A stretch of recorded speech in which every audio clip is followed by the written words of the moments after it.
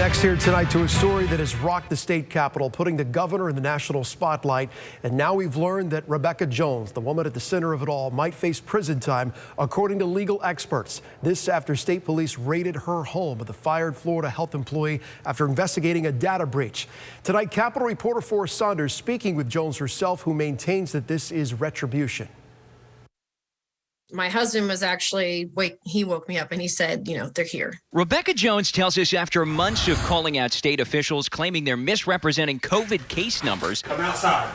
Outside. She figured something like this would happen. State authorities Monday entering her home with guns drawn, taking her computer and phone. When I decided to build my own site, and after people cared that I did that and paid attention to it, I just assumed the governor would be coming after me. Come down now! Officers are investigating the breach of a Florida health emergency messaging program. Someone accessed the system last month, sending this unauthorized message to more than 1,700 state employees, urging them to speak out. Officials say they linked it to Jones' home by way of an IP address. How do you explain that, I suppose? Well, that isn't really evidence. It was just DOH saying, here, we have this IP address. This is where it came from. They would know where I've accessed the system before because I worked remotely from home. Jones helped create Florida's COVID-19 dashboard before being terminated for insubordination in May. She maintains her innocence, however, saying the job didn't require a lot of computer skills.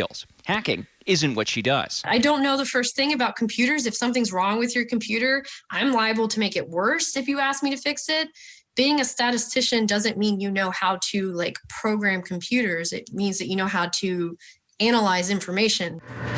Legal experts say Jones might face up to 5 years if charges are filed. The breach could be considered a third-degree felony based on state law. Just the fact that there was unauthorized access, but in and of itself, that would be sufficient grounds to be charged under this law. Attorney Al Leyva is a cybercrime expert. He expects computer forensic teams are now at work analyzing the tech seized for communications and contents. There's a lot of questions that are out there right now as to what are they going to find on that system, and most importantly, what are the next steps that they're going to take? While Jones waits for those next steps, she says she's undeterred and plans to get back to work, posting COVID data on a new computer and criticizing the administration. My site is back up and running, and I said I wouldn't miss more than a day. So I'm going to keep doing what I do until they eventually come here and arrest me for something. In Tallahassee, Forrest Saunders, ABC Action News.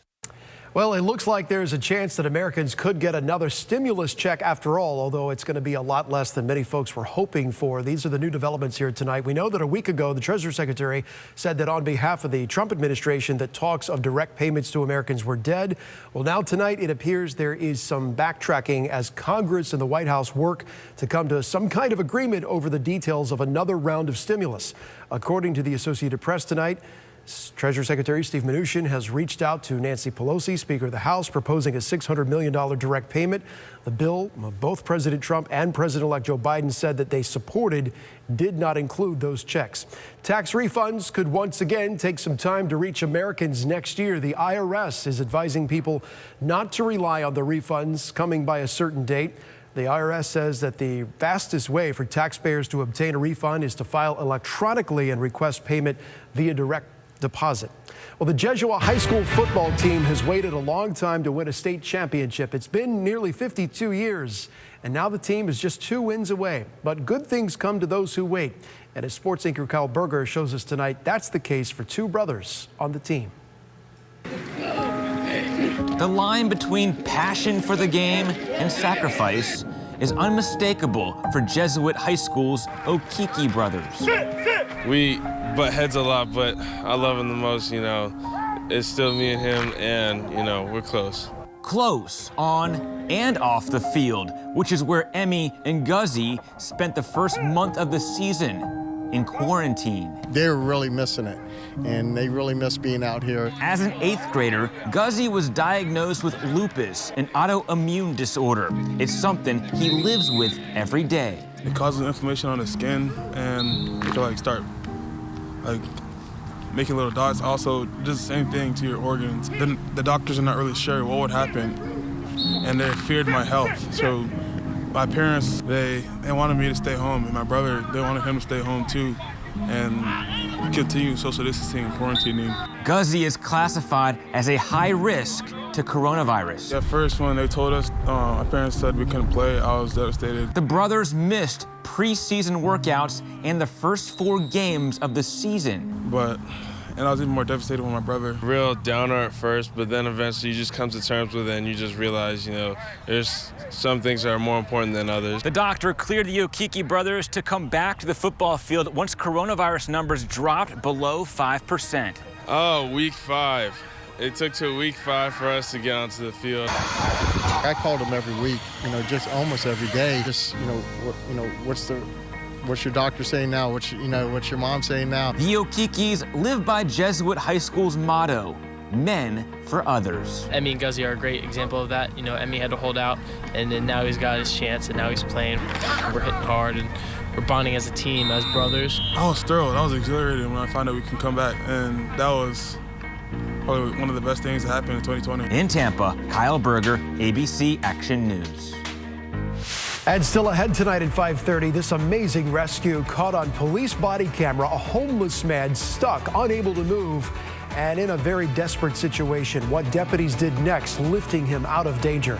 And a Tampa woman now one step closer to fulfilling her dreams. How she was able to get back on her feet after falling on hard times made even harder because of the pandemic. Wrap up the year with Christmas cheer at Busch Gardens Christmastown. Enjoy physically distant holiday shows and contact-free visits with Santa. Tampa Bay's Morning Blend is giving away tickets on our Facebook page. Enter for your chance to win.